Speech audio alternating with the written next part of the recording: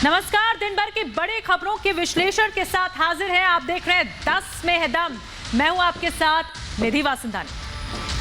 नमस्कार, मैं हूं आपके साथ शिखा शर्मा। आप देख रहे हैं 10 में है दम और 10 में है दम में हम कई बड़ी खबरों की बात करेंगे, जिसमें सबसे पहले बात करेंगे कि चुनावों के दौरान मुख्यमंत्री योगी आदित्यनाथ की दिनचर्या कैसी रहती है। बिल्कुल, और इसके अलावा शिखा बात करेंगे उन्नाव कांड को लेकर। आखिर ये उन्नाव कांड है क्या और क्यों अब समाजवादी पार्टी या अखिलेश यादव की इसको लेकर मुश्किलें आगे बढ़ सकती हैं। साथ ही निधि ये भी बताएंगे कि आजकल हिजाब को लेकर सियासत गर्मा रही है, किस तरीके से हिजाब को लेकर सियासत बेहिसाब हो रही है। लेकिन उससे पहले रोज की तरह कू ऐप यूजर्स के लिए सवाल रखते हैं, तो आप सवाल देखिए और उसके बाद आपको अपना ओपिनियन रखना है, अपना मत रखना है और उसके बाद अंत में, शो के अंत में आपको रिजल्ट बताएंगे। सवाल आज का क्या है देखिए, 5 राज्यों में चुनाव है, क्या इसीलिए हिजाब के मुद्दे पर तनाव है? ये आज का सवाल है। अभी जाइए कू ऐप पर, रखिए अपने विचार और शो के अंत में इसका जो रिजल्ट होगा, जैसे कि हमने आपको पहले भी बताया, हम आपको जरूर बताएंगे।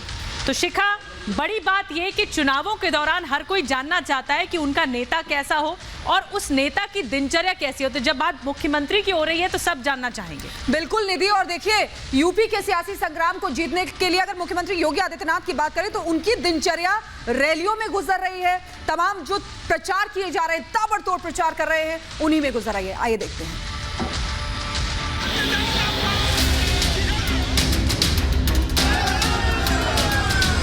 मुख्यमंत्री योगी आदित्यनाथ आज एक बार फिर से अपने चुनावी दौरे पर निकल रहे हैं।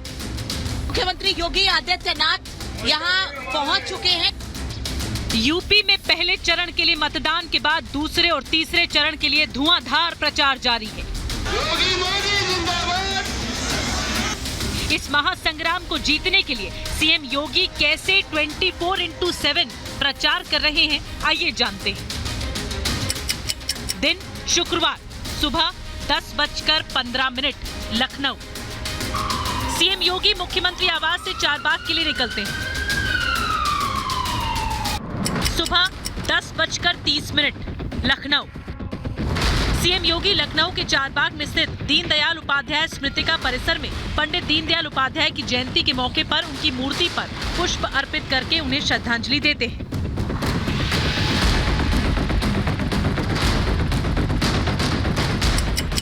समय सुबह के 11 बजे लखनऊ।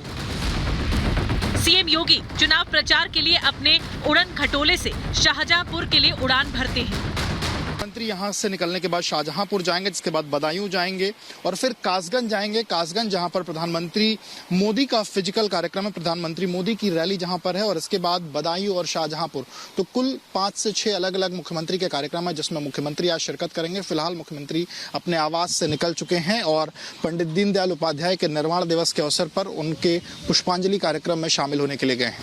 समय दोपहर के 12 बजे शाहजहांपुर। सीएम योगी शाहजहांपुर पहुंचते हैं और रामलीला मैदान कांट में जनसभा को संबोधित करते हैं। दंगा करेंगे तो 7 पीढ़ियां भरते भरते थक जाएंगी। उसके फोटो के बैनर लग जाएंगे जगह जगह चौराहे पर। समाजवादी पार्टी ने क्या विकास कराया? कब्रिस्तान की बाउंड्री। समय दोपहर के 1:30 बजे बदायूं। सीएम योगी शाहजहांपुर से उड़ान भरते हैं और बदायूं में लैंड करते हैं। सीएम योगी बदायूं के वजीरगंज में जनसभा को संबोधित करते हैं। समय दोपहर के 2:30 बजे कासगंज।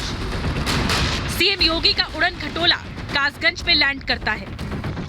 ये वो हेलीकॉप्टर है जिसमें इस वक्त मुख्यमंत्री सवार हैं और प्रधानमंत्री थोड़ी देर के बाद पहुंचने वाले हैं। उनके पहले मुख्यमंत्री उनका स्वागत करने के लिए यहाँ पहुंच चुके हैं।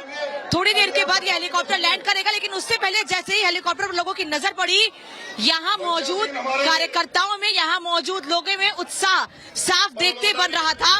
सीएम योगी जनसभा को संबोधित करते हैं और पूर्व सीएम कल्याण सिंह को याद करके भावुक हो जाते हैं। कल्याण सिंह जी, बाबूजी का भी स्मृति को उनका स्मरण करते हुए मैं अपने आप को भावुक भी हो रहा हूँ। कई बार आपने महसूस किया होगा कि कैसे माफिया और अपराधियों के साथ जीरो टॉलरेंस की नीति के तहत निपटा जाना चाहिए। सीएम योगी के बाद प्रधानमंत्री लोगों को संबोधित करते हुए साफ कर देते हैं कि जनता मोदी योगी को पूरा आशीर्वाद दे रही है। पहले चरण के जो रुझान बता रहे हैं, बीजेपी का परचम लहरा रहे हैं। इस चुनाव के पहले चरण के बाद ये लोग उसी प्रकार का भाषा वातावरण अब ईवीएम को दोष दो। अरे जनता जनार्दन आपको स्वीकार करने के लिए तैयार नहीं है। अब उत्तर प्रदेश को गुंडा राज नहीं चाहिए। ये बात जो गौर परिवारवादी लोग हैं उनको भी पता चल गई है कि नैया डूब चुकी है। समय शाम के 4:30 बजे शाहजहांपुर। सीएम योगी कासगंज के बाद वापस शाहजहांपुर पहुंचते हैं और पुवाया में रैली करते हैं। समय शाम के 6 बजे बरेली। सीएम योगी उड़न खटोले से शाहजहांपुर से बरेली पहुंचते हैं और भारी जन समूह के बीच रोड शो करते हैं।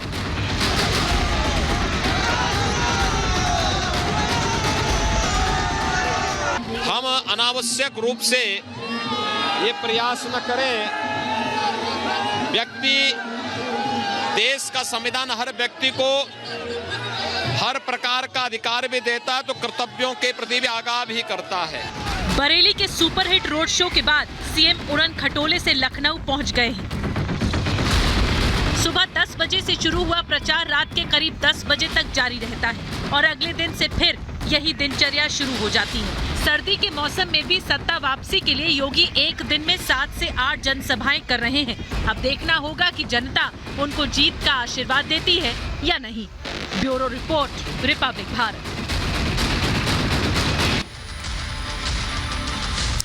और चुनावी मौसम में आपको बता दें कि उन्नाव कांड ने समाजवादी पार्टी की मुश्किलें बढ़ा दी है। उन्नाव में युवती की रेप के बाद हत्या में रजोल सिंह को गिरफ्तार कर लिया है। बिल्कुल, और शिखा बताया जा रहा है जो रजोल सिंह हैं उनके पिता दरअसल सपा सरकार में, समाजवादी पार्टी सरकार में मंत्री हुआ करते थे, फतेह बहादुर सिंह, और इसी वजह से अखिलेश यादव एक तरह से सफाई देते हुए नजर आए इस कांड के बाद। तो वहीं बीजेपी अखिलेश यादव पर, सपा पर हमलावर है। देखिए जरा।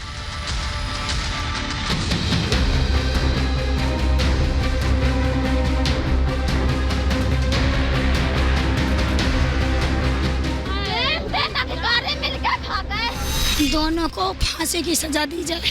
उनका असली चाल, चरित्र और चेहरा समाजवादी पार्टी का उजागर करती है। वो समाजवादी पार्टी का न सदस्य है न पदाधिकारी है। उसके पिताजी जो समाजवादी पार्टी में थे वो 4 साल पहले मर चुके हैं। ये तस्वीरें 24 जनवरी की हैं, जब उन्नाव से आई एक महिला और उसके पति ने अखिलेश यादव की गाड़ी के आगे पेट्रोल डालकर आत्मदाह करने की कोशिश की थी।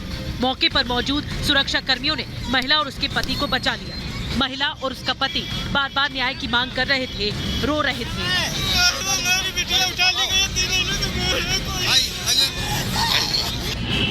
महिला ने सपा सरकार में पूर्व मंत्री फतेह बहादुर सिंह के बेटे राजोल सिंह पर बेटी के अपहरण का आरोप लगाया था। न्याय के लिए वो अखिलेश के पास आए थे।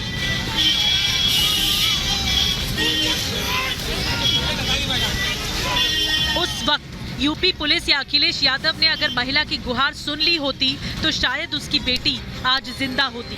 उन्नाव शहर में दिव्यानंद आश्रम के बगल के खाली प्लॉट से युवती का शव बरामद किया गया है। दोबारा खुदाई कराई गई तो वहां से शव मिला। हालांकि पोस्टमार्टम में साफ तौर पर जो चोटें हैं वो आई हैं। उसकी जो गर्दन की हड्डी थी वो भी टूटी मिली है। सर पर भी 2 गंभीर चोट के निशान हैं। तो कहीं ना कहीं उस युवती के साथ मारपीट भी की गई। उसके बाद उसकी गला दबाकर हत्या की गई है। युवती की मां ने रेप के बाद हत्या का आरोप राजोल सिंह पर लगाया है। पीड़ित जहां आरोपियों के लिए फांसी की मांग कर रही है, वहीं पुलिस पर भी लापरवाही का आरोप लगा रही है। रेप करके तब हत्या हुई है, बिना रेप के मेरी लड़की की हत्या नहीं हुई। हमारी मांग ये है रजोल सिंह, सूरज को, दोनों को फांसी की सजा दी जाए। आपको बता दें कि युवती 8 दिसंबर से गायब थी। परिवार ने पुलिस में शिकायत दर्ज कराई, लेकिन राजोल सिंह के रसूख के चलते पुलिस कार्रवाई से बचती रही। अब युवती का शव मिलने के बाद पुलिस पर सवाल खड़े हो रहे हैं। उसके खिलाफ एफआईआर लिख करके और उसको जेल भेज दिया गया। एक और साथी जो इस घटना में इन्वॉल्व था, उसमें सर्वेलेंस के माध्यम से हमने पता किया और कल उसकी निशानदेही पर डेड बॉडी वहाँ जहाँ एक प्लॉट खाली था वहाँ से बरामद हुआ है। इसका पीएम करा दिया गया है और आगे की विधिक कार्रवाई इसमें की जा रही है। पूरे मामले पर सियासत भी गर्मा गई है। केंद्रीय मंत्री अनुराग ठाकुर ने कहा कि उन्नाव की घटना से सपा का असली चेहरा दिख गया है। इस घटना में चाहे कितने भी बड़े नाम सामने क्यों ना आए, दोषियों को बख्शा नहीं जाएगा। उन पर सख्त से सख्त कार्रवाई की जाएगी। ये न्याय करने वाली भारतीय जनता पार्टी की सरकार है। वहीं बीजेपी की चढ़ाई के बाद सपा प्रमुख अखिलेश यादव ने सफाई दी। कहा राजोल सिंह का पार्टी से कोई लेना देना नहीं है। वो समाजवादी पार्टी का न सदस्य है न पदाधिकारी है। उसके पिताजी जो समाजवादी पार्टी में थे वो 4 साल पहले मर चुके हैं। क्यों पुलिस ने कड़ी कार्रवाई नहीं की? आखिरकार पुलिस पे आरोप क्यों लगा रही है बेटी की माँ? तो ये तमाम सवाल हैं जिसका जवाब पुलिस को देना चाहिए। अखिलेश पूरे मामले पर जो भी सफाई दें, बीजेपी ने उन पर हमले तेज कर दिए हैं। डिप्टी सीएम केशव प्रसाद मौर्य ने अखिलेश से पूछा है कि जब युवती की मां आपके पास आई थी तो आपने उनकी गुहार क्यों नहीं सुनी? क्या यही नई सपा है? और इस प्रकार का वह अपराध करे और अपराध करने के बाद और अगर उसकी मां आकर के आपके सामने गिड़गिड़ाए तो आप उसे अपनी सिक्योरिटी के माध्यम से दूर करवा दो। यह उत्तर प्रदेश की जनता बर्दाश्त नहीं कर सकती। उन्नाव की घटना जहां पुलिस प्रशासन पर सवाल उठा रही है, वहीं मुख्य आरोपी राजोल सिंह की गिरफ्तारी के बाद जैसे ही जानकारी सामने आई कि राजोल सिंह सपा सरकार में मंत्री रहे फतेह बहादुर सिंह के बेटे हैं, बीजेपी ने सपा पर हमले तेज कर दिए। जाहिर है चुनावी मौसम में उन्नाव कांड का सपा कनेक्शन अखिलेश की मुश्किलें बढ़ा सकता है। Bureau report, Republic Bharat. चलिए खबरों में आगे बढ़ते शिखा और बताते हैं कि किस तरह हिजाब को लेकर घमासान पूरे देश में मचा हुआ है। शुरू तो ये विवाद कर्नाटक से हुआ था, लेकिन कर्नाटक से निकलकर उत्तर प्रदेश, राजस्थान और अब पश्चिम बंगाल पहुंच गया। बिल्कुल, और अलग अलग जगह पर ये पहुंच चुका है। हैदराबाद ले लीजिए, कोलकाता ले लीजिए और कई जगह पर ये हिजाब को लेकर विवाद की आग दिखाई दे रही है। लेकिन मुख्यमंत्री योगी आदित्यनाथ ने निधि ये कह दिया है कि देश संविधान से चलने वाला है, शरीयत से नहीं।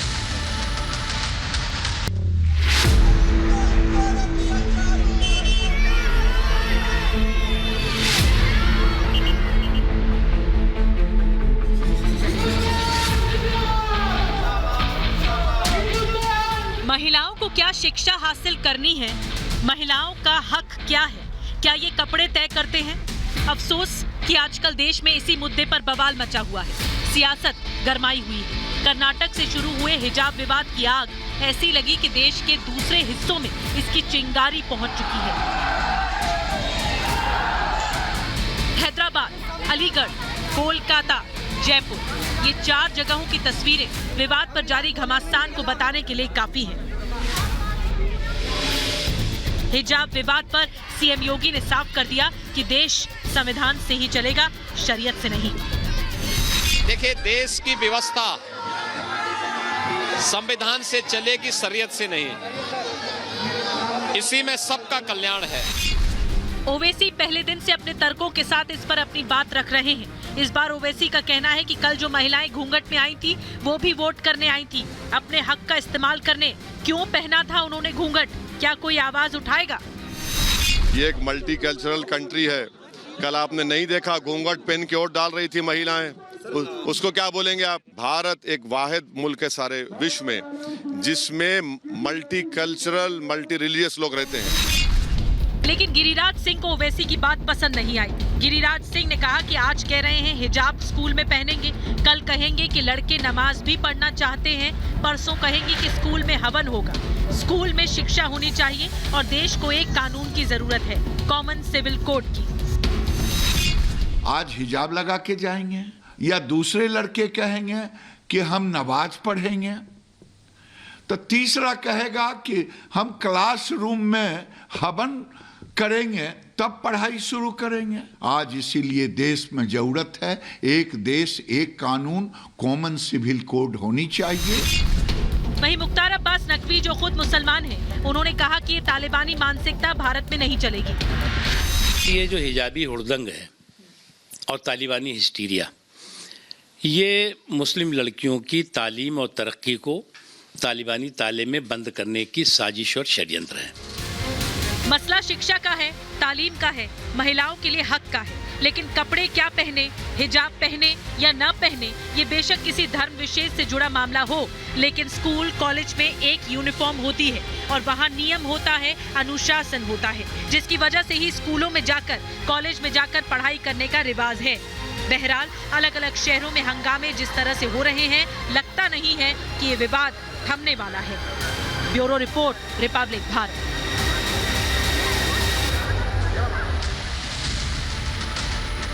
तो देखिए, हिजाब को लेकर सियासत गरमाई हुई है। बहरहाल कू का जवाब जान लेते हैं। हमने आपसे सवाल किया था कि 5 राज्यों में चुनाव है, क्या इसलिए हिजाब के मुद्दे पर तनाव है? आपने अपने जवाब भेजे हैं, तो 79% लोगों का कहना है हाँ, और 21% लोगों ने ना में जवाब दिया है। तो बने रहिए रिपब्लिक भारत के साथ। फिलहाल 10 में दम में आज के लिए बस इतना ही।